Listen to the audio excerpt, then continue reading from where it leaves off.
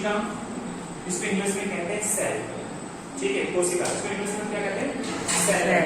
अब अगर इसका साइंटिफिक नेम देखें तो इसको कहते हैं साइटो, क्या कहते हैं इसको, साइटो, साइटो बाकी सेल, ठीक।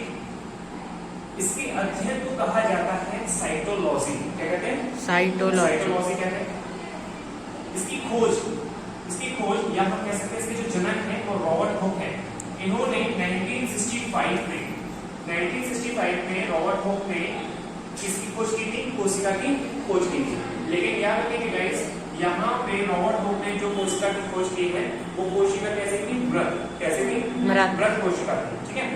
उसके बाद जीवित कोशिका की खोज 1967 में, आपने 2 साल बाद 1967 में एंटोनी वॉन ल्यूवेनहॉक ने की है। किससे की है, एंटोनी वॉन ल्यूवेनहॉक 1967 में किसकी खोज की है, जीवित कोशिका की खोज की, ठीक है। इसके सिद्धांत को क्या कहते हैं, इसका जो सिद्धांत है वो आपका कहलाता है स्लाइड एंड स्वान, क्या कहलाता है, स्लाइड एंड स्वान, ठीक है। अब हम बात करेंगे, अगर हम विश्व में देखें तो सबसे छोटी कोशिका जो विश्व में सबसे छोटी कोशिका है वो कहलाती है आपकी माइकोप्लाज्मा। कौन सी होती है सबसे छोटी, माइकोप्लाज्मा। ऐसे ही अगर हम देखें विश्व की सबसे बड़ी जो कोशिका किसी में पाई जाती है तो वो होती है शुतुरमुर्ग का अंडा, ठीक है। शुतुरमुर्ग है, उसका जो अंडा होता है उसमें सबसे बड़ी कोशिका पाई जाती है। ऐसे यदि अगर इसी तरीके से हम बात करें मानव के शरीर में, ये तो पूरे विश्व की बात हो गई कि कहाँ बड़ी कोशिकाएं कहाँ छोटी कोशिकाएं पाई जाती हैं। अगर हम बात करें मानव के शरीर की, तो मानव में जो सबसे छोटी कोशिका होती है वो स्पर्म होती है, ठीक है। स्पर्म जो कि आपके पुरुषों में पाया जाता है, ठीक है। तो पुरुषों में जो शुक्राणु होते हैं, एक्चुअली में स्पर्म होते हैं, उसमें सबसे छोटी कोशिका होती है। अगर हम बात करें मानव में सबसे बड़ी कोशिका, तो महिलाओं में जो अंडाणु होते हैं, ठीक है, जिसमें आप देखते हैं आगे चल करके जो बच्चे पैदा होते हैं, ठीक है। तो मानव में यदि हम देखें तो अंडाणु जो महिलाओं में होते हैं उसमें सबसे बड़ी कोशिका, तो स्पर्म में सबसे छोटी कोशिका पुरुषों में होती है, अंडाणु में सबसे बड़ी कोशिका ये महिलाओं में होती है, ठीक है। तो देखिए बड़ा और लंबा में दोनों में अंतर होता है, बड़ा और लंबा दोनों में क्या होता है, अंतर होता है। अगर क्वेश्चन हो कि मानव में सबसे लंबी कोशिका कौन सी होती है, तो कौन सी होती है वो न्यूरॉन, और ये कहाँ पाई जाती है आपके स्कल यानी खोपड़ी में यानी मस्तिष्क में। वो न्यूरॉन जो होती है वो सबसे लंबी कोशिका होती है, ठीक है।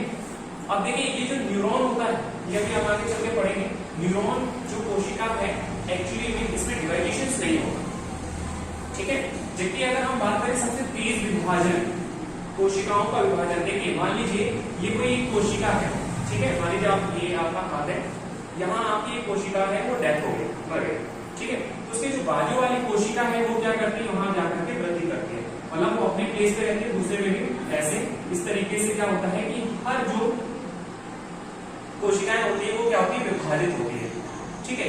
केवल एक अपवाद है, क्या कि मानव में जो सबसे लंबी कोशिका न्यूरॉन होती है मानव मस्तिष्क में, वो आपका विभाजित नहीं होती, वो बढ़ती नहीं है। इसीलिए हम जब भी ड्राइविंग वगैरह करते हैं तो कहते हैं कि हमें हेलमेट पहनना चाहिए। पीछे रीजन क्या होता है, आपके शरीर में किसी भी अंग में यदि चोट लग जाएगी तो ठीक होने के चांसेस ठीक हो जाएगी, लेकिन यदि आपके सर पे चोट लग गई और आपकी ये जो कोशिकाएं हैं वो डैमेज हो गई तो फिर आपका वो वापस ठीक नहीं हो पाए। क्यों नहीं हो पाए, क्योंकि उसमें वो विभाजन नहीं होता, वो फिर से नहीं बन पाता। तो अगर हम बात करें सबसे तेज विभाजन कहाँ होता है मानव के शरीर में, तो लीवर जो होता है उसमें सबसे तेज।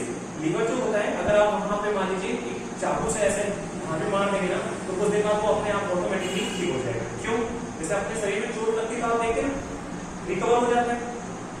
तो वो कैसे होता है रिकवर, क्योंकि जो कोशिकाएं वो तेजी से वृद्धि करती है और धीरे धीरे वो आपकी जो चोट होती है वो ठीक हो जाती है, ठीक है। तो याद रखना है मानव में सबसे लंबी कोशिका न्यूरॉन होती है और सबसे तेज विभाजन अगर होता है तो वो कहाँ होती है, लीवर में, ठीक। अब देखिए सबसे पहली चीज समझना है, यहाँ अगर आप देखें अगर किसी घर को बनाना है सबसे पहले किसकी जरूरत होती है, ईंट। अब देखिए सिर्फ ईंट से मतलब नहीं होता है, ईंट के साथ आपकी रेत भी, मिट्टी भी, आपकी सीमेंट भी, सब चाहिए होता है। अब देखिए ईंट को भी अगर हम खड़ा कर देंगे तो दीवार बनती है, तो देखिए ईंट यदि हम खड़ा करेंगे तो क्या बनेगी, दीवार। और दीवार यदि हम चारों तरफ बना देंगे तो क्या बन जाता है, कमरा। और इस कमरे को यदि हम सजा दें तो क्या बन जाता है, घर। ऐसे ही हमारा जो शरीर है वो भी कैसे बना हुआ है, देखिए कोशिकाएं, हमारे पूरे शरीर में क्या है, कोशिकाएं हैं।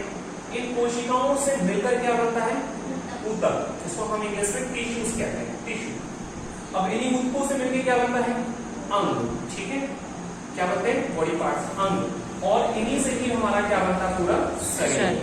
अभी हम अपनी जो पूरी चीज देख रहे हैं, ये क्या हमारा शरीर है। अब इस शरीर को आप अंदर अंदर देखेंगे तो चीजें, तो देखिए शरीर, अब शरीर में हम क्या बोलते हैं, हमने कहा ये क्या हमारी पूरी बॉडी शरीर है। अब हमने कहा हाथ, हमने कहा नाक, हमने कहा आंख, हमने कहा मुंह, ये सब क्या है, ये सारे क्या है, अंग है। अब अंगों में भी आप देखेंगे तो अंदर साइड में आपके क्या होते हैं, टिश्यूज, ऊतक होते हैं। और यदि और अंदर चले जाएंगे तो उसके अंदर क्या होती है, कोशिकाएं। और ये कोशिकाएं क्या करती हैं, आपकी शरीर में पूरे आपके जो तंत्र है उस तंत्र को चलाने का पूरा काम किसके माध्यम से होता है, कोशिका के माध्यम से। कितनी चीजें क्लियर है, ठीक, चलिए बंद करो।